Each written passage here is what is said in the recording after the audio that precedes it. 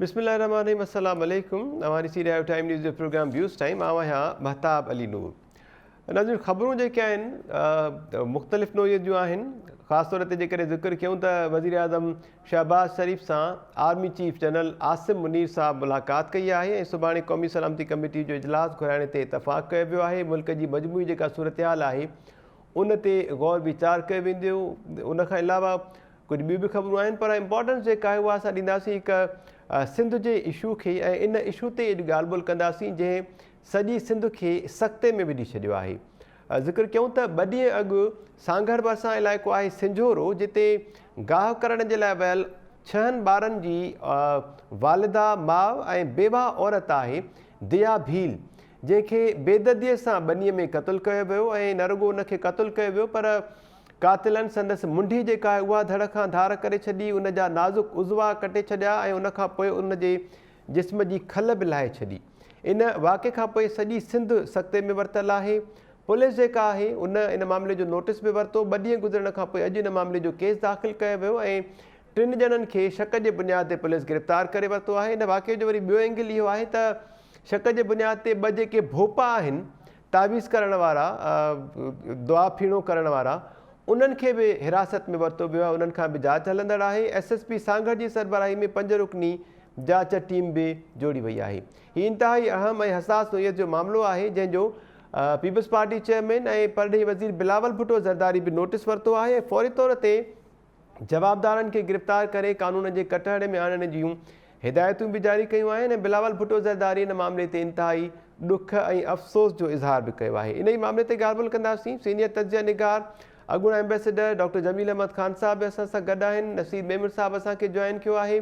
Doctor Ayub Sheikh साहब ऐं इदरीस लिगारी साहब असां सां अॼोके प्रोग्राम में गॾु आहिनि। नसीर साहब, अव्हां खां शुरूआत कयूं पिया। सर, कीअं पिया ॾिसो अव्हां अहिड़े क़िस्म जा जेके वाक़िया आहिनि, लॉलेसनेस जेका आहे उहा वधंदी पई वञे लाक़ानूनीत मुल्क में, कुझु जुनूनी नोयत जा मामला आहिनि, या इन्हनि मामलनि खे अव्हां ॾिसो कीअं पिया सर? ख़ासि तौर ते सोसाइटी असांजी कहिड़े पासे वञे पई? महताब, ही दरंदगी जो हिकिड़ो इंतिहाई भयानक वाक़ियो आहे। मूं कॾहिं अहिड़ी भयानक क़िस्म जे मर्डर जो पहिरियों वाक़ियो न ॿुधो आहे। हूअं इलाही ॿुधबा आहिनि, टुकड़ा टुकड़ा करे चवंदा आहिनि, इंतिहाई वहशाणे नमूने। ऐं ख़ासि तौर ते औरतुनि सां जंहिं तरह जो गैर इंसानी सलूक थींदो आहे, जंहिं तरह उनखे बेदर्दी सां गभा गभा कंदा आहिनि दरिंदे सख़्त माण्हू, पर ही हिकिड़ी इंतिहा आहे त उनजी जिस्म जी खल बि लाथी वञे। ऐं मूंखे हिन मां हू भोपनि वारो लिंक वधीक सम्झ में अचे थो। मूं जॾहिं शुरू में इहा ख़बर पढ़ी त मूंखे लॻो त ही आम क़त्ल कोन्हे, इन जे पुठियां को ॿियो तालुक़ु आहे, पोइ हुनजी खोपड़ीअ सां या हॾियुनि सां को जंहिं क़िस्म जो इहो जादू ऐं इहे टोणा इहे जहालतुनि वारा धंधा कंदा आहिनि, उहा मूंखे उन सां बिल्कुलु लिंक लॻो पिए। ऐं इहो तव्हां हींअर ॿुधाए पिया त उनमें को भोपा गिरफ़्तार थिया आहिनि। ऐं मसइलो इहे जेके ॻोठनि ऐं शहरनि में नंढा नंढा भोपा पिया घुमनि, इहे त पंहिंजी जाते ई जेके समूरी लाक़ानूनियत जी सरपरस्तियूं कंदड़ वॾा वॾा भोपा आहिनि। प्रॉब्लम उहे आहिनि सोसाइटीअ लाइ। कंहिंखे थी ताक़त थिए, तव्हां ॿाहिरि मुल्कनि में रुॻो हितां परे न 2 कलाकनि जी फ्लाइट ते दुबई आहे, रुॻो माण्हू जेकर ट्रैफिक जो चालान टोड़ींदो आहे न, त हुनजो साह मुठ में हूंदो आहे त हाणे मूंसां अलाए छा कंदा। नंढे खां नंढी शइ ते, छो त स्टेट मौजूदु आहे। असुल ॻाल्हि इहा आहे त स्टेट ऐं कानून जी मौजूदगी माण्हुनि खे डेफर कंदी आहे त इन क़िस्म जे क्राइम में इन्वॉल्व न थियनि। अदरवाइज़ त माण्हू पंहिंजे जिबलत में वहशी आहे। ही सभु कानून ऐं रियासतूं ऐं आइन छो ठाहिया? इहा बेसिकली इंसान जे वहशत खे कंट्रोल करण जा टूल्स हुया। पोइ सोसाइटी उनजी शिकलियूं मटायूं ओवर द सेंचुरीज़, उहे इवॉल्व थिया आहिनि।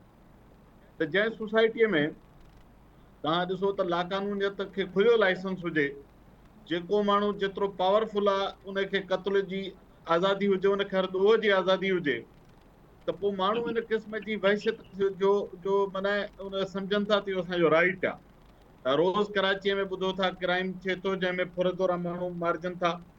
सिंध जे ॿियनि ॿाहिराड़ी वारनि ज़िलनि में तव्हां रोज़ सिंधी मीडिया खे फॉलो कंदड़ आहियूं, असां सभु ॿुधूं था, ॾिसूं था।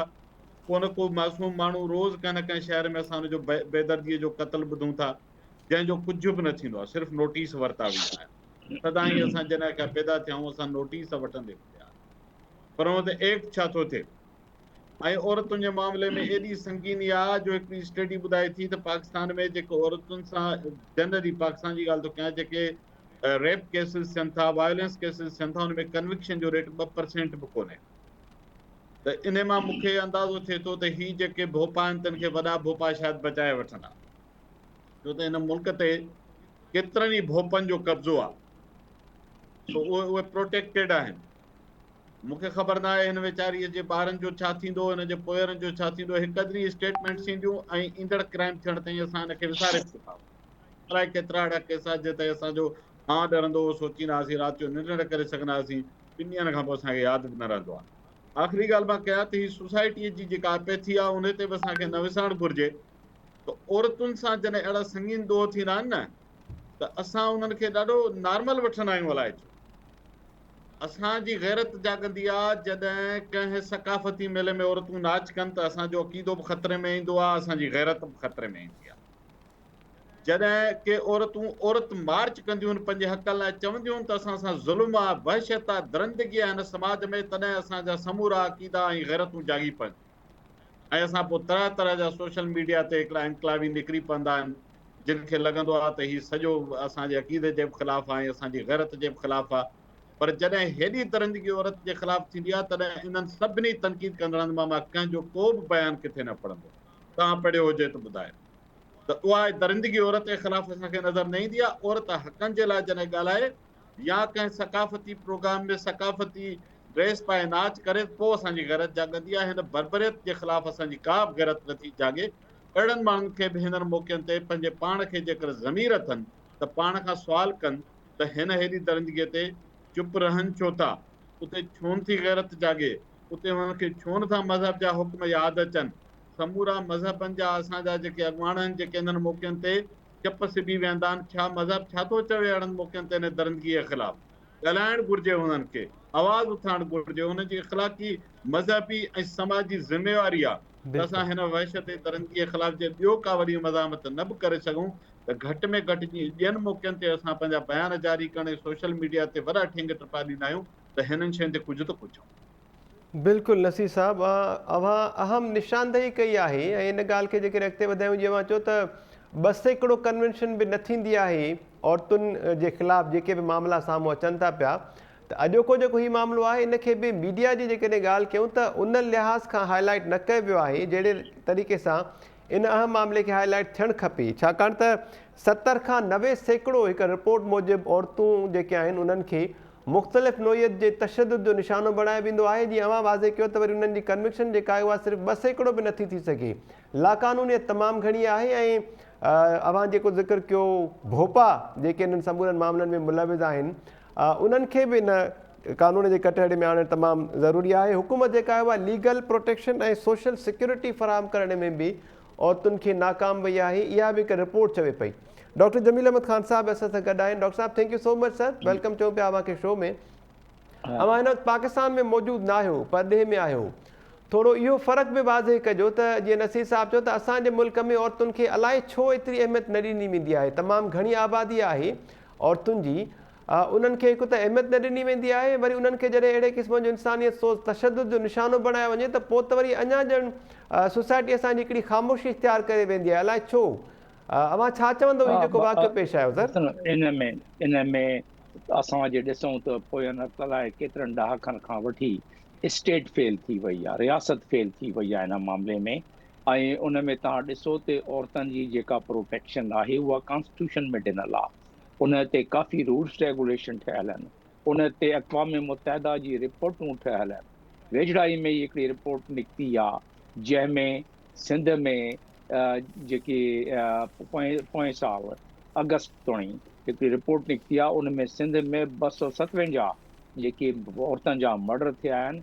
ऐं इहा ॻाल्हि हक़ीक़त आहे त उहे या त निकास थी विया आहिनि केसिस, या त उन में अञा ताईं को सज़ा उहे 2% जेको असां चऊं था पिया 2% वारो, उन खां वधीक न। इन जो ॿियो रुख इहो आहे त जेके डेवलप्ड सोसाइटीज़ आहिनि उन में स्टेट जेका इंटरवीन कंदी आहे। जीअं मेमण साहब ॿुधाए पियो, नसीर मेमण साहब, त 2 कलाक जी तव्हां हिते जहाज़ जे उन ट्रेवल खां पोइ तव्हां दुबई वञो त तव्हां ट्रैफिक लॉ खे जी पंचखणी बि न कंदा आहियो। ऐं हिते तव्हां वटि लाइसेंस जेके ज़ोराइता माण्हू आहिनि उन्हनि वटि लाइसेंस आहे त हू प्रोटेक्शन ॾेई था सघनि, खणी भोपा हुजनि, खणी ॿिया माण्हू हुजनि उन्हनि जा वोटर सपोर्टर, या उन्हनि जा जेके करतार धरता माण्हू आहिनि उन्हनि खे, या पाण उहे पंहिंजे हथ में कानून वठी कनि, त उन लिहाज़ सां उन्हनि वटि ओपन लाइसेंस आहे।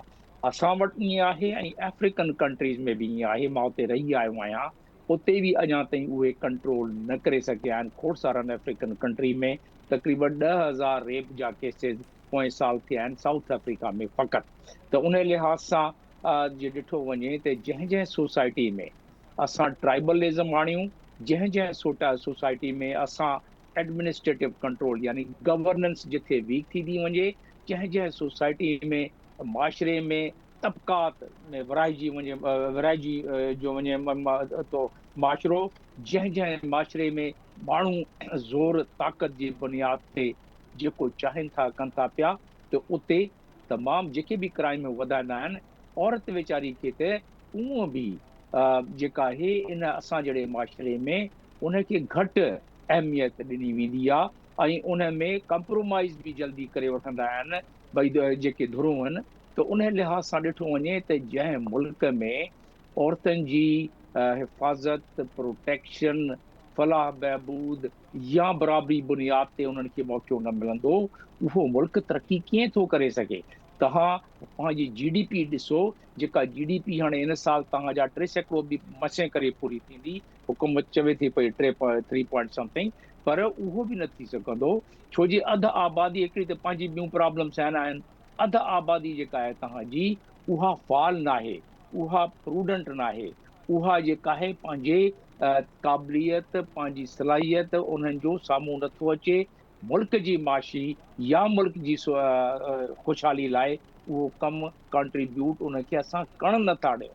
त असां कीअं तरीक़े उहे सोसाइटियूं पाकिस्तान सूधो कीअं तरक़ी था करे सघूं जेॾी महिल पंहिंजी अधु आबादीअ खे असां मौक़ो ई न ॾियूं त हू करे। पोइ ॿी ॻाल्हि त असां वटि सिंध में हॉट स्पॉट्स आहिनि, उन हॉट स्पॉट्स जी असां स्टडी बि कंदा आया आहियूं ऐं उन स्टडी में असां छा उतां लाइ को अहिड़ो प्लान, को अहिड़ो मनसूबो ठाहियो आहे। इन जो ॿियो हिकिड़ो तमामु भयानक रुख इहो आहे त जेॾी महिल गवर्नेंस ऐं पब्लिक एडमिनिस्ट्रेशन में जेॾी महिल सिफ़ारिशूं हलनि, जेॾी महिल पैसा हलनि, जेॾी महिल फलाणो SHO फलाणे जो माण्हू ऐं फलाणो हेड कांस्टेबल फलाणे जो माण्हू ऐं फलाणो मुंशी फलाणे जो माण्हू, जेॾी महिल इहो थी वेंदो त ही सभु जेके केसिस आहिनि शुरू में ई इहे अहिड़ा वीक थी पवंदा आहिनि, अॻिते वञी इहे बिल्कुलु फबाए वेंदा आहिनि जेके ताक़तवर तबक़ा असांजे मुल्क जा आहिनि। त उन लिहाज़ सां ॾिठो वञे त ही त रहियो असांजे मुल्की लिहाज़ सां पहलू। हाणे जेको ही केस असां डिस्कस कयूं था पिया, इहो दरिंदगी, इहा बेबंदगी, इहा जेका तज़लील इंसानियत जी जेका असांजी धरती ते थी आहे, इन कारे धबे खे असां कीअं था मिटाए सघूं। तव्हां ॾिसजो त इन ते रिसर्च इंटरनेशनल जेके कम्यूनिटियूं आहिनि उहे कंदियूं, असां अलाए कॾहिं रिसर्च कयूं ऐं कॾहिं रिफॉर्म कयूं। थियण त ईअं खपे हा त जीअं इन जी इतला मिली, इहे 2 ॾिहाड़ा इन्हनि वरिता आहिनि उहो FIR कढणु, जीअं इतला मिली ही सुठनि वक़्तनि में, पुराणनि वक़्तनि में तव्हां ॾिठो हूंदो इन सिंध में, इन पाकिस्तान में पुलिस जी कैंप लॻी वेंदी। कैंप जो माना त उते SSP बि सभु समूरा अची वेही रहंदा आहिनि, खटूं लॻाए ऐं हुते उनजो जेसीं ताईं माण्हू न बदिजी वेंदा हुआ उहे उथंदा न हुआ उतां, सॼे ॻोठ खे सॼनि माण्हुनि खे उते घुराए उहो सिलसिलो शुरू कंदा हुआ। हाणे उहो सिलसिलो ई ख़तमु थी वियो आहे, उहो मामिलो ई ख़तमु थी वियो आहे, छो जो इंसानियत जी तज़लील करणु तमामु ख़ासि तौर ते जेके कमज़ोर आहिनि उन्हनि जो तमामु सवलो कमु थी पियो आहे ऐं उहो सवलो कमु थी वियो आहे जंहिं जेको माशरे में हिकिड़े नासूर जे तौर ते उहो फैलंदो थो वञे। इन खे कंट्रोल करणु असां केतिरा बि बयान ॾियूं, माना ठीकु आहे, असां बिल्कुलु इन ॻाल्हि जी असां इहा सुठी ॻाल्हि आहे त बिलावल भुट्टो साहिबु इन ते बयानु ॾिनो आहे, पर बयान खां अलावा जेके मूं ॻणाया आहिनि 4-5 पॉइंट, उन में को 1-2 पॉइंट ई इम्प्लीमेंट कराए छॾनि न, उन में को पैसा थोरी था लॻनि, उन में फ़क़ति हुकुम थो हले ऐं उतां जा जेके सिफ़ारिशी माण्हू आहिनि उन्हनि खे जेके आहिनि उतां धिको ॾेई कढी छॾनि ऐं ॿिया जेके मैरिट ते 2-3 माण्हू लॻाइनि, इहे केस बिल्कुलु मिंट में हिकिड़ो साम्हूं अची वेंदो, ॿियनि खे सबक़ु मिली वेंदो। असांजो जो मसइलो इहो आहे ॿियनि केसिस में बि कन्विक्शन या त प्लीड गिल्टी में आहे या वरी 2 सैकड़ो जेको कन्विक्शन आहे सज़ा मिले थी पई, टीप मिले थी पई, उन में मोस्टली उहो बि प्लीड गिल्टी था करे वठनि। न त माण्हुनि खे अॼुकल्ह सज़ा मिलण जेको उहो ई ॾुखियो थी पियो आहे। उन में जेके मां ॻणाया आहिनि मामला उहे ते आहिनि ई आहिनि, ऐं जेके सिफ़ारिशुनि ते भर्ती थिया आहिनि उन्हनि खे तफ़्तीश असुल अचे ई न। सो जेके ऐं उन जे करे केसिस बि वीक रहिजी वेंदा आहिनि, प्रोसिक्यूशन बि वीक रहंदी आहे। पोइ जजिस जेके आहिनि उन्हनि खे ॾुखियाई थींदी आहे सज़ा ॾियण में, छो जो एविडेंस न हूंदा आहिनि। त हीउ मामिलो जेको आहे इहो आसानी सां असांखे दॿो असांजे सोसाइटी तां इहो न लहंदो। इन ते असांखे एफर्ट करिणो पवंदो ऐं इन में कंसिस्टेंसी जे रहंदी त असां इन मामले ते काबू पाए करे सघंदासूं। जे इन में हिकिड़े केस खे बसि ॾिसी अॻिते ॿियो को अहिड़ो केस अची वियो या ॿिए कंहिं नेचर जो अची वियो, सुभाणे को धमाको थी वियो, त हीअ ॻाल्हि विसरी वेंदी ऐं ॿी लाइन ते असां हलिया वेंदासूं। त इन में असांखे बिल्कुलु मीडिया खे पंहिंजो रोल अदा करणु खपे। इन में हुकूमत जो जेको रोल आहे उन ते प्रेशर हुअणु खपे त हू पंहिंजो रोल इन में कनि, न त ही सोसाइटी तबाह थी। बिल्कुलु ठीकु आहे, निशानदेही कई आहे डॉक्टर जमील अहमद ख़ान साहब। वापसि अवां ईंदासीं। इदरीस लिगारी साहब बि असां सां गॾु आहिनि। इदरीस साहब, अवां छा चवंदव? नसीर मेमर साहब डॉक्टर जमील अहमद ख़ान साहब जो चवणु आहे त ही बज़ाहिर त क़त्ल आहे, पर क़त्ल खां वधीक दरिंदगी ऐं हैवानियत जो मामिलो नज़र अचे पियो। अहिड़नि वाक़िअनि खे न रोकियो वियो त सोसाइटी में अहिड़े क़िस्म जो नासूर वधंदो वेंदो जेको इंतिहाई ॻणतीअ जोॻो आहे। सोसाइटी सख़्ते में वरितल आहे असांजी अहिड़े वाक़े सां। महिरबानी मेहताब अली साहब, मुंहिंजे ख़्याल में तमामु हिकिड़ो अफ़सोसनाक वाक़ियो थियो आहे। सच पुछो त माना ॼण त जेका इंसान ज़ात आहे उहा पूरी शर्मसार आहे। असां शर्मसार आहियूं त असांजी भेण खे हिकिड़ो बेदर्दी सां क़त्ल कयो हो। ऐं वॾी ॻाल्हि इतफ़ाक़ सां तव्हांखे इहो ॿुधायां त इहो जेको क़त्ल थियो आहे इहो बिल्कुलु असांजे ॻोठ खां तक़रीबन 1 किलोमीटर माना परे जेको क़त्ल थियो आहे इहो अची डिप्टी जो ॻोठ जेको आहे असां 1 किलोमीटर परे आहे। ऐं मूं हींअर बि ऐं कल्ह बि पंहिंजे दोस्तनि सां ॻाल्हायो पियो, उते मक़ामी साहब सां बि ॻाल्हायो पियो त हीअ छा थिया आहिनि। उहे ॿुधाइनि पिया त हीउ मामिलो फैमिली खां ॿाहिरि न आहे, छाकाणि फैमिली जा मेंबर आहिनि उहे ख़ुदि कंहिं ते शक बि ज़ाहिर कोन पिया कनि ऐं उहे ॿुधाइनि पिया ख़बर न आहे अलाए छो थी वियो आहे। ऐं कुझु भोपनि खे ऐं ॿियनि खे बरासत में वरितो वियो आहे, तफ़्तीश जारी आहे। अॼु बि उन्हनि कुता घुराया, उहे कुता जेके उहे फैमिली खां घरनि खां ॿाहिरि कोन निकिता आहिनि।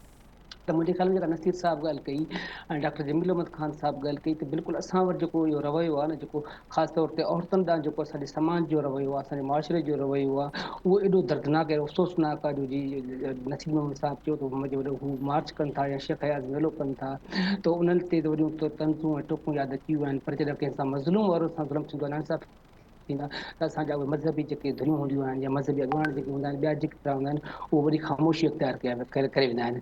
मुंहिंजे ख़्याल में हीअ असांजे समाज ते सोचणु खपे त इन मुआशिरे जी लीडर जेका आहे उहा बेनज़ीर जंहिंजे अॻवान जेके मर्द नारा हणंदा रहिया आहिनि, बेनज़ीर साहिब हणंदा रहिया आहिनि, उनजे धीअरनि सां जेके उनजे घर वारनि सां, उनजी भेणनि सां, उनजे सौटनि मसातनि मिटनि माइटनि सां, ओड़े पाड़े जी नियाणियुनि सां जेको आहे मजमूई तौर ते असांजी अक्सरियत जो जेको रवैयो जेको आहे उहे धिकार वारो रवैयो आहे, उहा नफ़रत वारो रवैयो आहे। असां बेनज़ीर साहिबा खे त अॻियां ॾिसणु चाहियूं था, पर पंहिंजी भेण धीउ या ॻोठ ओड़े पाड़े जी कंहिं बि नियाणी खे असां ईअं वधंदे वेझंदे अॻे कोन ॾिसणु था चाहियूं। तइलीम जे मैदान में पाकिस्तान स्टेट जी हीअ पोज़ीशन आहे जो 50% असांजी ग्रेजुएट थियल जेके नियाणियूं जेके आहिनि उहे बेरोज़गार ऐं घरनि में वेठियूं आहिनि, उनजे तइलीम लाइ जेको उनजे लाइ रोज़गार जे लाइ विसलंदा आहिनि।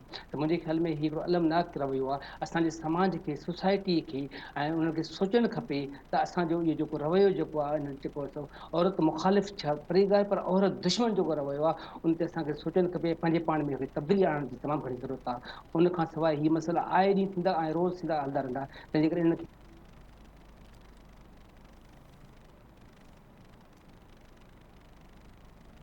ठीकु आहे। इदरीस लिगारी साहब, ॻाल्हि ॿोल जो सिलसिलो जारी रखंदासीं ऐं थोरो ज़िक्र कयूं ब्रेक ते वञण खां पहिरियों नाज़रीन त इस्लामाबाद में जेकॾहिं नूर मुक़दम क़त्ल केस या कैनेडा खां आयल सारा इनाम खे जॾहिं उनजो मुड़ुसु क़त्ल करे थो अॻूणो त पुलिस फौरी तौर ते हरकत में अचे थी ऐं उते ई वरी असां ॾिसूं त ख़ासि तौर ते ट्रायल जेको आहे अहिड़नि मामलनि जो उन में बि तेज़ी अची वेंदी आहे। जवाबदारनि जे खे फौरी तौर ते सज़ाऊं जेके आहिनि उहे बि अदालत पारां ॿुधाई वेंदियूं आहिनि। पर सिंजोरो जो हीउ जेको वाक़ियो आहे या थरपारकर या सिंध जे ॾूराहनि इलाइक़नि में अहिड़े क़िस्म जा जेके बि वाक़िया पेश अचनि था उन्हनि में प्रोसिक्यूशन जेका आहे उहा असांखे तमामु घणी कमज़ोर बि नज़र अचे पई। ॻाल्हि ॿोल करे रहिया आहियूं त सांगड़ भरिसां सिंजोरो वारे इलाइक़े में हीउ जेको औरत दिया भील खे वेश्याणे अंदाज़ में क़त्ल कयो वियो आहे, इहो क़त्ल हाणे मीडिया ते रिपोर्ट थियो आहे। पर खोड़ सारा अहिड़ा मामला जेके आहिनि ख़ासि तौर ते सिंजोरो, सांगड़ या थरपारकर या सिंध जा जेके ॾूराहा इलाइक़ा आहिनि उन्हनि मां अहिड़े क़िस्म जा वाक़िया रिपोर्ट ई न थींदा आहिनि। साॻे वक़्तु जेकॾहिं ब्रेक ते वञण खां पहिरियां ज़िक्र कयो, इस्लामाबाद में नूर मुक़दम हाई प्रोफाइल मर्डर केस हुयो। उन मामले में फौरी तौर ते असांखे जेको आहे प्रोसिक्यूशन जो किरदारु बि नज़र आयो, अदलिया जो किरदारु बि नज़र आयो, जवाबदारनि खे सज़ा बि ॾिनी वई ऐं ट्रायल जेको आहे उहो तकिड़ो हलियो। साॻियो ई वरी इस्लामाबाद मां ई मिसाल ॾियूं, सारा इनाम तव्हांखे यादि हूंदो, इस्लामाबाद मां कैनेडा मां उहा नारी पाकिस्तान पहुती हुई ऐं उनजे अॻूणे मुड़ुस खेसि वेश्याणे अंदाज़ में पहिरियां त उनखे अगवा कयो, अगवा करण खां पोइ क़तलु करे छॾियो ऐं उन में बि असांखे प्रोसिक्यूशन अदलिया एक्टिव नज़र आया ऐं फौरी तौर ते उन मामले खे जेको आहे मंतकी अंजाम ताईं पहुचाए वियो। जमील अहमद ख़ान साहब, सर अहिड़े क़िस्म जा जेके वाक़िया आहिनि ॾूरान इलाइक़नि मां रिपोर्ट हिकु त घटि था थियनि, जेकॾहिं रिपोर्ट थियनि बि त वरी असांजी सोसाइटी पुलिसिंग इन्हनि मामलनि खे ओतिरी इंपॉर्टेंस न पई ॾिए जेतिरी कैपिटल सिटीज़ में असां ॾिसूं था पिया। नूर मुक़दम केस जो हवालो मां इन जे करे ई ॾिनो। कीअं पिया सम्झो अवां त अहिड़े क़िस्म जे वाक़ियनि जी रोकथाम जेका आहे उहा कीअं थी सघे थी, या वरी बुनियादी सबब जेके आहिनि उहे कहिड़ा थी सघनि था? वे फॉरवर्ड कुझु सोल्यूशन्स इन मामले में अवां ॾियणु चाहियो था? हा, बेसिकली ॾिसो, हिन में हिकिड़ी ॻाल्हि त साबित थी न त जे स्टेट चाहे, जे हुकूमत चाहे, जे पुलिस चाहे त वाक़ई में केस खे जेको आहे तफ़्तीश बि बर वक़्ति थी सघे, प्रोसिक्यूशन बि बर वक़्ति थी सघे, ट्रायल बि तेज़ थो हली सघे हिन में।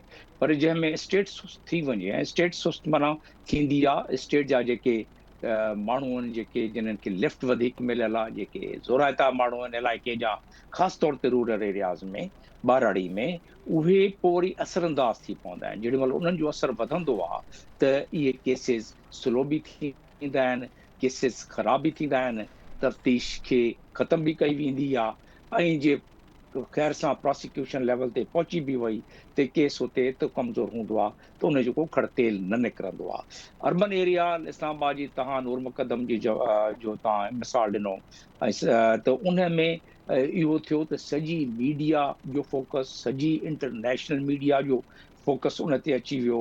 ॿियो त उन जे करे प्रेशर हुकूमत ते ऐं पुलिस ते एतिरो पियो त उन्हनि खे उहो तेज़ करिणो ई पियो ऐं जेके उन जे फेवर में जेके माण्हू अचण पिया चाहिनि उहो उन प्रेशर जे करे अची न सघिया एतिरो। हालांकि फैमिली उहा बि तमामु इम्पोर्टेंट फैमिली हुई, पर ज़ोराइती एतिरी न हुई जीअं ख़ासि तौर ते सियासत जे मैदान में अची ऐं हुकूमत जे मैदान में अची जेके ज़ोर ॾेखारींदा आहिनि हुकूमत जे बलबूते ते, उहो अंसर उन में न हो।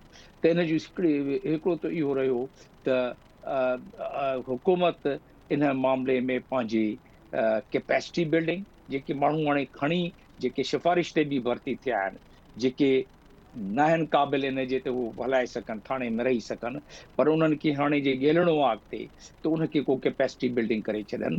ॿी ॻाल्हि त उनजी सुपरविजन, ख़ासि तौर ते इन जी रिपोर्टिंग लाइन हिकिड़ी सफ़ा जुदा थियणु खपे।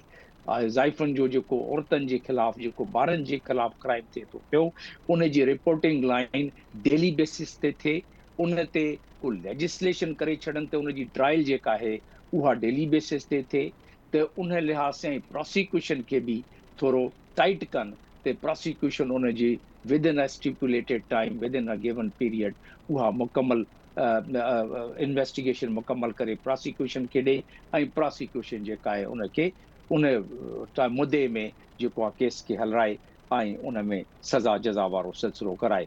जेसीं ताईं ही न थींदो उहो इहा त रही हिकिड़ी रेट्रीब्यूशन सज़ा वारी ॻाल्हि। इन खां अलावा अवेयरनेस वारी ॻाल्हि आहे। असां बिलियंस था ख़र्च कयूं, सिंध जी ॻाल्हि कयो सोशल वेलफेयर डिपार्टमेंट ते, उन्हनि जो कमु आहे त वेलफेयर, ज़ाइफ़नि खे प्रोटेक्शन, चाइल्ड प्रोटेक्शन जो लॉ बि आहे, उन में सेल ठहियल आहे उन में, त उन में थोरो उहो पाण खे एक्टिवेट करे अवेयरनेस बि कनि ऐं पुलिस जी मदद बि कनि त ही ॿ टे सोल्यूशन जे फिल फॉर करे वठनि त ठीकु, अॻिते वञी पोइ एजुकेशन इंस्टीट्यूशन्स में सिलेबस में शुरू खां वठी ॿारनि खे इहा तरबियत जे मिलंदी त उन्हनि जो ज़हन साज़ी थींदी ऐं उहो इन दरिंदगी वारी साइड ते सोचण में उनखे ॾुखियाई थींदी। न त ही सिलसिलो माशरे जो जेका हालतूं आहिनि उन लिहाज़ सां इहो सिलसिलो जारी सारी रहंदो, इन जो कोई अंजाम नज़र नथो अचे मूंखे। जी ठीकु आहे डॉक्टर जमील अहमद ख़ान साहब। नसीर मेमन साहब, नूर मुक़दम केस जो हवालो ॾियूं था ऐं हिक पासे इस्लामाबाद जे जहिड़े कैपिटल में अहिड़े क़िस्म जो मर्डर ऐं उनखां पोइ वरी दियाभील जो मामिलो जेको सिंझोरो वारे हिकिड़े ॾूरां इलाइक़े में पेश आयो आहे। ॿिन्ही वाक़िअनि जो कंपेरिज़न मां कीअं कंदा ऐं नूर मुक़दम वारे मामले जीअं सिविल सोसाइटी खे असांजे घण घुरनि खे इन मामले में बि पंहिंजो को किरदारु अदा करणु खपे जीअं दिया भील जहिड़े मामले में बि फौरी तौर ते जेके जवाबदार आहिनि उन्हनि खे सज़ाऊं बि अची सघनि इहो मामिलो थोरो तकिड़ो बि हली सघे सर। ॾिसो डोमिसाइल जो फ़र्क़ु रुॻो जेरनि ते न हूंदो आहे, मरवियलनि सां बि हूंदो आहे। सो इस्लामाबाद ऐं सिंजोरे जे डोमिसाइल जहिड़े माण्हू ते बि फ़र्क़ु आहे ऐं मरी वञण खां पोइ बि फ़र्क़ु आहे। बाक़ी हिकिड़ी ॻाल्हि बुनियादी आहे कि मां इन करे इस्लामाबाद सां न कंपेयर करणु चाहींदुसि त पुलिस त प्रोविंशियल शोबो आहे न, ईअं त न आहे त वफ़ाक़ थो सिंध जी पुलिस हलाए। बिल्कुलु ठीकु। त सिंध जी पुलिस त सिंध हुकूमत जे मातहत आहे। सिंध हुकूमत का बि कानून साज़ी करण जे लाइ बाख्तियार आहे। ह्यूमन राइट्स जे हवाले सां, औरतुनि जे हक़नि जे हवाले सां, इहे सभई ऑप्शन हुन वटि कॉन्स्टिट्यूशनली मौजूदु आहिनि। हू जेतिरो बि सख़्तु कानून करणु चाहे करे सघे। इंट्रेस्टिंग ॻाल्हि इहा आहे त प्रो पीपल या प्रो विमेन पंहिंजो कानून साज़ीअ में लेजिस्लेशन में सिंध पाकिस्तान में पहिरियों नंबर आहे ऐं क्राइम अगेंस्ट वुमेन में बि असां पहिरियों नंबर आहे। छो त असांखे हिकिड़ी माना कानून साज़ीअ खे असां हिकिड़ो मशग़ुलो बनाए छॾियो, असांजे लाइ हॉबी थी वई आहे, अंग ॻणणो आहे। साईं हेतिरा कानून पास थी विया, फलाणो कानून पास थी वियो। कानून साज़ी तमामु सुठी शइ आहे ऐं बुनियादी शइ आहे। कानून न हूंदो त को बि एक्शन अॻियां नथो वधी सघे। पर जेकर कानून साज़ी करे ऐं उनखे कॉन्स्टिट्यूशन जे किताब खे पोतड़ी पाराए, कानून जे किताब खे पोतड़ियूं पाराए शेल्फ में रखी छॾींदो त पोइ इन्हनि कानूननि जे अमली तौर ते का बि हैसियत कान्हे। उहे सोसाइटी खे कुझु बि न ॾेई सघंदा। सो असुल ॻाल्हि आहे त कानून हुजे, कानून लागू थिए ऐं कानून लागू थींदे नज़र अचे। इहे आहिनि बुनियादी शइ। ऐं इहो सिर्फ़ु तॾहिं थींदो आहे जॾहिं हुक्मरान कानून जी हुक्मरानी लाइ तयारु त थियनि न, पहिरें क़बूल कनि न त कानून जी हुक्मरानी हूंदी आहे। तव्हां नंढड़ो मिसाल वठो, 1000 मिसाल इन ते ॾेई सघनि था। छो त जॾहिं कानून जी लताड़ कंहिं हिकिड़े शोबे में थींदी त पोइ ईअं न सम्झो त उन शोबे में रहंदी। जेकर चोरीअ ते कानून लागू न थींदो त ईअं न थींदो त पोइ करप्शन ते लागू थी वञे। करप्शन ते लागू न थींदो त पोइ इहो कोन थींदो त क़त्ल ते वरी कानून लागू थी वञे। कानून जी अमलदारी या त हूंदी आहे या त न हूंदी आहे। जॾहिं तव्हां सिंध पब्लिक सर्विस कमीशन जहिड़े इंतिहाई अहम इदारे जा मेंबर ई पॉलिटिकली नॉमिनेट था कयो, बिस्मिल्लाह था कयो, मेरिट जे वायोलेशन जी उतां खां जंहिं इदारे खे मेरिट ते अॻियां लखे माण्हुनि खे जॉब्स ॾियणियूं हूंदियूं। तव्हांखे माना इहो हिकिड़ो नंढो एग्ज़ाम्पल आहे न। त पोइ बाक़ी कानून साज़ी तव्हां कड़ी कंदा हूंदा, बाक़ी कानून जी रखवाली कड़ी कंदा हूंदा। जॾहिं हुक्मरान कानूननि खां मथां थी वञनि त उते कानून बिल्कुलु जेको ज़ियालक चयो न त आइन हिकिड़ो कागज़ जो माना किताब आहे जंहिंखे मां जंहिं महिल वणे चीरे फाड़े उछलाए सघां। ज़ियालक त हिकिड़ो ॾाढो मुड़िसो इन चई छॾियो, कनि ही बि इहो ई था, रुॻो चवनि कोन था। हिननि वटि बि कानून जो एतिरो ई मान आहे। ही बि ॾींहं राति जॾहिं पंहिंजा पैसा वफ़ाक़ खां वठणा हुजनि, पंहिंजा इख़्तियार वठणा हुजनि, का माण्हू ॿधिजी वञे पार्टी जो, ख़ासि पोइ कानून जी हुक्मरानी, आइन जी हुक्मरानी जो विर्द शुरू थी वेंदो आहे। उते असां ॾींहं राति तव्हां ॿुधंदा साईं आइन जो फलाणो आर्टिकल, साईं कानून जो फलाणो आर्टिकल, ॻोड़ाड़े सिंध सां ज़ुल्म थी वियो। उते सभु कानून जा आर्टिकल ॿाहिरि अची। पर जॾहिं खेनि इंसाफ़ ॾियणो हूंदो आहे त उन ई कानून सां उहो ई सुलूक कंदा आहिनि जेको ज़ियालक आइन सां कनि। तव्हांखे को बि नओं कानून न खपे साईं मुंहिंजा, मां कानून त मां त नथो ॼाणा। तव्हांखे कानूनदान खे, क्रिमिनल लॉज़ जे माण्हू खे घुराए पुछो, हिकु क़त्ल जी कानून में वाज़िह सज़ाऊं, इन खां वधीक उन लाइ को बि नओं कानून तव्हांखे न। औरत हुजे, मर्द हुजे, सिंजोरे जो हुजे, कराची जो हुजे, इस्लामाबाद जो हुजे, आइन में राइट टू लाइफ लिखियल आहे। जमील साहिब असां सभिनी खां हिन मामले में वधीक ॼाणू आहिनि। राइट टू लाइफ पाकिस्तान जे आइन में लिखियो पियो। तंहिं करे उन लाइ सभु कानून मौजूदु आहिनि। पर जंहिं आइन खे ई राइट टू लाइफ कोन थो मिले, उनजी पंहिंजी ज़िंदगी, पंहिंजी इज़त ई महफ़ूज़ न हूंदी आहे, उहो शहरियुनि खे कड़ी इज़त ॾियारींदो, कड़ो उन्हनि जी हिफ़ाज़त करे सघंदो। That is unfortunate part. असां तव्हां सॼी ज़िंदगी दाऊं कंदा रहंदासीं, पर हीअ जेको बेहसी आहे हुक्मराननि जी, उहा हर शइ खां मथां ई आहे। ऐं हिकु त हिकिड़ो केस मूं चयो न, 2-4 ॾींहं असांखे यादि रहंदो। कुझु तव्हां लिखी वठो, 3 ॾींहंनि खां पोइ केस ते केरु ॻाल्हाइण वारो बि न मिलंदो, या सिंगल कालम जी ख़बर बि न हूंदी, इन ते एडिटोरियल बि न ईंदो। इहे असां सभु माण्हू उन एपैथी जो पार्ट आहियूं न। हुक्मरान त आहिनि ई आहिनि, असां केतिरो यादि कंदा आहियूं, असां केतिरा पुराणा जेके दर्दनाक वाक़िया जिन ते असां प्रोग्राम कया, कॾहिं उथलाए मोटी ॾिठोसीं त उन्हनि खां पोइ छा थियो?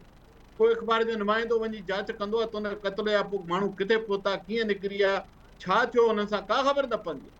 इस्लामाबाद में ही जेके केस एतिरो तकड़ा हलिया, उनखे ज़हन में रखिजो त हिकिड़ो वॾो सबबु ॿियो त इस्लामाबाद ते मीडिया, हितां जी अंग्रेज़ी उर्दू मीडिया तमामु पावरफुल रोल प्ले कयो। रोज़ हिकु हिकु अदालत जी ॿुधणीअ जी सिट रिपोर्ट कंदा हुआ बिल्कुलु सहाफ़ी हिते। छा असांजे सिंध में सिंधी सहाफ़ी इहा तकलीफ़ कनि था? असां सभु तकलीफ़ कयूं था। असां केतिरा भेरा उन्हनि मज़लूम माण्हुनि जे हियरिंग जे ॾींहं ते रुॻो ॿाहिरि हिकिड़ो बैनर खणी वञी बीहूं त जज साहिब आइन ऐं कानून जे सदके हिन सां इंसाफ़ कजां। असां कॾहिं विया आहियूं? मां कॾहिं वियो आहियां? मां पाण खे थो ब्लेम कयां, मां न वियो आहियां। सिविल सोसाइटी, सॼी सोसाइटी, आम शहरी, असां सभु हिकिड़ी वॾी बेहिसीअ में विकोड़जी विया। हुक्मराननि ते असां ओभर कढी सघूं था, पर पंहिंजे हिसे जो किरदार बि असांखे अदा करणो पवंदो, न त इहे लाश खलूं लथल चीथाड़ियल उज़वा कटियल इहे रोज़ जो मामूल आहिनि सिंध में। ऐं सभ खां वॾो खल लथल ऐं उज़वा कटियल लाश जेको मुंहिंजे अखियुनि जे आॾो पियो आहे, उहो आइन ऐं कानून जो। बिल्कुलु अहम ऐं इम्पॉर्टेंट ॻाल्हियूं कयूं अवां नसीर साहब। ऐं इन में मां सिर्फ़ु एतिरो ई चवंदुसि, एटलीस्ट नसीर मेमण, डॉक्टर जमील अहमद ख़ान साहब, इदरीस लिगारी साहब या टाइम न्यूज़ जे प्लेटफॉर्म तां आऊं इन ॻाल्हि खे रिकॉर्ड हिसो ज़रूरु बणायूं पिया त असां इन अहम मामले ते, सेंसिटिव मामले ते, जंहिंमें सॼी सोसाइटी असांजी सख़्ते में वरितल आहे, असां पंहिंजे हिसे जो कमु कयूं पिया ऐं ॻाल्हि ॿोल कयूं पिया इन मामले ते। इदरीस लिगारी साहब, अवां छा चवंदव? सर, नसीर साहब पॉइंट आउट कयो आहे त कानून हुजणु बि खपे, कानून लागू थियणु बि खपे, ऐं वरी लागू थींदे नज़र बि अचे त पोइ शायदि अहिड़े क़िस्म जा वाक़िया रोके सघजनि था। ॾिसो मेहता अली साहब, जेका नज़ीर महमूद साहब ॻाल्हि कई आहे त उहा बिल्कुलु 100% ॻाल्हि सही आहे। ॾिसो, हिकिड़ो असांजो हूंदो आहे माइंड सेट, हर हिकु समाज में, क़ौमनि में हिकिड़े मख़सूस धुरियुनि जा या समाजनि जा पंहिंजा माइंड सेट हूंदा आहिनि। पर उते जेका गवर्नमेंट हूंदी आहे, हुकूमत जेका हूंदी आहे, उन जो किरदारु कहिड़ो आहे? हिते असां वटि सुवालु हीअ आहे त पाकिस्तान में जेका आइन ऐं कानून जी जेका हुकुमरानी आहे, उहा औरतुनि ॾांहुं जेको माइंड सेट वेठो आहे, उहो उनखे इस्तेमालु करे थो, उहो उनजो इस्तेसाल करे थो। ॾिसो, गुज़िरियल ॾींहुं पंजाब में हिकिड़ी माई सां जेको कुझु ॾींहं अॻु में जेको रेप थियो, जिंसी ॾाढाई थी, पोइ कहिड़ो फ़ैसिलो थियो? पोइ कोर्ट में वरी उहो फ़ैसिलो थियो त हाणे उन माई जी शादी जेका आहे उहा उन मर्द सां कराई वई। छा ईअं थींदो आहे? छा हिकिड़े जंहिंसां जिंसी ॾाढाई थी, जंहिंसां ज़ुल्म थी, वरी निकाह बि उन सां करायो वञे? त इहो असां वटि सोसाइटी में हिकिड़ो अलॻि आहे। ॿी हिकिड़ी हीअ ॻाल्हि आहे जेका नसीब साहब ॻाल्हि कई त असांखे मुसलसिल जेका आहे इन ते जदोजहद करण जी ज़रूरत आहे। मुसलसिल असांखे इन मामले ते कमु करण जी ज़रूरत आहे। जीअं ॾिसो, असां वटि यूनिवर्सिटीज़ में छा थो थिए, यूनिवर्सिटीज़ में औरतुनि जे बाबति कहिड़ा रवैया आहिनि। ख़ुदि असां वटि सियासत में जेको आहे बेनज़ीर साहिबा, फातिमा जना साहिबा जेको आहे, उन्हनि कहिड़नि रवैयनि खे मुंहुं ॾिनो अची। ख़ुदि असांजी सियासत में, ख़ुदि असांजे समाज में जेको आहे उते औरत सां कहिड़ो रवैया आहे। ख़ुदि असांजी फिल्म इंडस्ट्री में ॾिसो, कंदीर बलोच ॿियूं केतिरियूं अदाकाराऊं जेके आहिनि, उहे ईअं वहशी माना पंहिंजे घरनि में ई क़त्ल कयूं वञनि थियूं, ॿाहिरनि हथां क़त्ल कयूं वञनि थियूं। उहो केरु क़त्ल थो करे? उहो भाउ थो क़त्ल करे या उहो उनखे माइंड सेट थो क़त्ल करे? त मुंहिंजे ख़्याल में असांखे जेको आहे पूरे जेको माइंड सेट आहे, उन ते वधि खां वधि कमु करण जी ज़रूरत आहे। अवाम में असांखे अवाम में वञी अवाम में जेका सुजाॻी पैदा करण जी ज़रूरत आहे। ऐं उन खां अलावा हीअ जेके असां इदारनि में वेठा आहियूं, जीअं जेका पाकिस्तान में जेका ख़ासि तौर सिंध में जेका औरतुनि जे हवाले सां कानून साज़ी आहे, पर वधि खां वधि जेका नसीर महमूद साहब ॻाल्हि कई त असां वटि जेका नाइंसाफ़ी ज़ुल्म बि जेको आहे उहो औरतुनि सां आहे। ज़ाहिर आहे जेके असांजा मर्द अहलकार आहिनि, मर्द अमलदार आहिनि, मर्द ऑफिसर जेके आहिनि, उन जे ज़हन में जेको औरतुनि जे बाबति कहिड़ो जेको मतिलबु उहो भरियल आहे, उनजो कहिड़ो तसु भरियल आहे, कहिड़ी नफ़रत भरियल आहे, त उहा कीअं निकिरंदी? उहा कीअं निकिरंदी? उनखे कीअं साफ़ कजे? उनखे कीअं क्लियर कजे? मुंहिंजे ख़्याल में इन रियासत खे ओवरऑल असांजे जेके रियासत जा ज़िम्मेवार माण्हू आहिनि, फ़र्द आहिनि, इवन सिविल सोसाइटी ऐं ॿिए सभिनी खे सोचणु घुरिजे त असांखे ही जेको औरत दुश्मन आहे, जेको रवैयो आहे ऐं जेका सोच आहे, उनखे कीअं ख़तमु कजे ऐं उनजी कीअं तरबियत।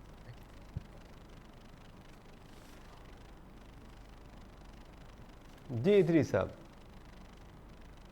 जी जी मेहता साहब, मुंहिंजी ॻाल्हि पूरी ठीकु आहे इदरीस लिगारी साहब। Doctor Jamil Ahmed Khan Sahib, Naseer Memon Sahib right to life जेको आइन में मिलियल आहे असांखे, उनजो बि ज़िक्र कयो, इन ते कुझु कंक्लूजन ॾियणु चाहींदो अवां आख़िर में? सर, न, right to life, right to education, article 38 जेका आहे उन में वेलफेयर एंड वेलबीइंग, इहे ते अहिड़ा असां ऐं पोइ ह्यूमन डिग्निटी जे बारे में, ही सभु ते आइन में ॾिनल आहिनि न। पर उन ते काफ़ी सही तबसरो थी वियो, नसीर महमूद साहब बि करे छॾियो उन ते तबसरो ते। आइन जेको आहे जंहिंखे तव्हां जे उनखे उहा बेतौकीरी कयो, पंहिंजे मफ़ाद जी ॻाल्हि अचे ते आइन ऐं आइन जा आर्टिकल पंहिंजे मफ़ाद खां ॿाहिरि अचे थो, आइन जी का वक़्त ऐं हैसियत, आइन त हिकिड़े आम माण्हू जी फलाह बहबूद लाइ आहे न। आइन जेका आहे, दस्तूर जेका आहे, कॉन्स्टिट्यूशन जेका आहे, हू that is a contract between the individuals and the state ऐं इंडिविजुअल दरमियान जेको कॉन्ट्रैक्ट आहे उहो इहो ई त आहे। ऐं उन कॉन्ट्रैक्ट जी पासदारी जे स्टेट न करे सघे त सोसाइटी त पोइ अॻिते वधी न सघे न, पोइ सोसाइटी तबाही वारी साइड ते वेंदी। त इन करे असां बिल्कुलु राइट टू लाइफ जेका आहे, राइट टू डिग्निटी आहे, राइट टू एजुकेशन आहे, राइट टू वेलबींग आहे, इन्हनि सभिनीनि ते जेसीं ताईं असां माशरे में हिकिड़ी अवेयरनेस क्रिएट न कंदासीं, असां पंहिंजे हुकुमराननि खे जेके ईंदा आहिनि हुकूमत करण लाइ फ़क़ति सियासत खे इंडस्ट्री सम्झे, जेसीं ताईं असां उन्हनि ते प्रेशर न विझंदासूं, तेसीं ताईं हिकिड़े आम माण्हू जो फलाह ऐं बहबूद ऐं आइन जी जेका पासदारी ऐं आइन जी इम्प्लीमेंटेशन थी नथी सघे। त तव्हां जहिड़ो प्लेटफॉर्म, टाइम न्यूज़ जो, ॿिया जेके आहिनि मीडिया वारा, उहे जेके दानिश्वर आहिनि, जेके लिखनि था पिया, उन्हनि सभिनीनि जो बि इहो फर्ज़ु आहे त उहो प्रेशर पंहिंजो जारी रखनि, नाउमीदी न कनि। नाउमीदी जेका आहे बिल्कुलु उहो बि कुफ्र आहे, त नाउमीदी न कनि ऐं बिल्कुलु पंहिंजी हिम्मत ऐं पंहिंजी ताक़त ऐं पंहिंजी कलम ऐं पंहिंजे ज़ुबान सां इहो सिलसिलो ऐं इहो जदोजहद जारी रखनि। बिल्कुलु ठीकु sir, thank you so much doctor Jamil Ahmed Khan साहब, नसीम मेमन साहब, thank you so much, Idris लिगारी साहब, अवां जी वॾी महिरबानी। नाज़रीन, कोशिशि कंदासीं त ईंदड़ प्रोग्राम्स में बि जेसि ताईं दियाबिल वारे मामले में इंसाफ़ फ़राहम नथो थिए तेसि ताईं ज़रूरु इन मामले ते ॻाल्हि ॿोल जो सिलसिलो जेको आहे उहो जारी रखूं। इन तां इंपॉर्टेंट ॻाल्हियूं कयूं आहिनि अॼु असांजे पैनलिस्ट डॉक्टर जमील अहमद ख़ान साहब, नसीम मेमन साहब ऐं इदरीस लिगारी साहब, जिन जो चवणु इहो आहे त जेकॾहिं के मेले में ख़ुशीअ विचां औरतूं झुमिर हणंदियूं आहिनि त उन ते त वॾी वावेला कई वेंदी आहे ऐं सोसाइटी जेका आहे फौरी तौर ते वोकल थी वेंदी आहे, मीडिया बि औरतुनि ख़िलाफ़ु ख़बरूं हलाइणु शुरू करे ॾींदी आहे, या वरी औरतूं जेकॾहिं पंहिंजे हक़नि जी हासिलात जे लाइ को मार्च कनि त बि असांखे मीडिया ते इहे ख़बरूं जेके आहिनि हेडलाइंस जी सूरत में नज़र ईंदियूं आहिनि। पर दियाबिल जहिड़ा मामला जॾहिं साम्हूं अचनि पिया त पोइ सोसाइटी कुझु ख़ामोशी इख़्तियार करे वठंदी आहे। थियणु खपे त क़ानून हुजे, क़ानून लागू बि थिए ऐं लागू थींदे वरी नज़र बि अचे, जंहिंखां पोइ अहिड़े क़िस्म जा वाक़िया जेके आहिनि उन्हनि जी रोकथाम थी सघे थी। नूर मुक़दम क़त्ल केस हुजे या दियाबिल वारो मामिलो, इन में इंसाफ़ जेको आहे उहो फ़राहम थींदे नज़र अचणु खपे। अॼोके प्रोग्राम में ॻाल्हि ॿोल कईसीं इन मामले ते। ईंदड़ प्रोग्राम ते ॾींदा इजाज़त। अलाह निगहबान।